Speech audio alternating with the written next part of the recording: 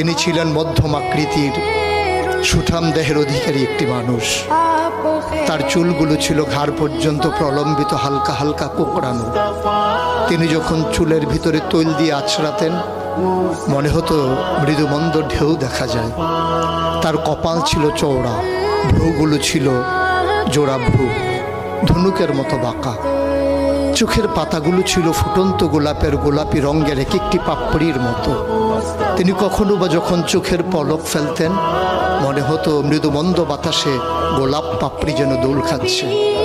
তার চোখের সাদা অংশ ছিল রক্তিমাভ সাদা, কালো অংশ ছিল কৃষ্ণ কালো। তার নাকটা ছিল খাড়া, নাকের ছিদ্রগুলো ছিল ছোট ছোট। নাকের নিচে ছিল সরু চিকন গোঁফ, গোঁফের নিচেই সেই গোলাপি রঙের ঠোঁট। তার ঠোঁটগুলো যখনো কখনো বা মুচকে হাসত, গোটা পৃথিবীর মানুষ অবাক বিস্ময়ে দেখত গোটা পৃথিবীতে যেন বিজলি চমকিয়েছে।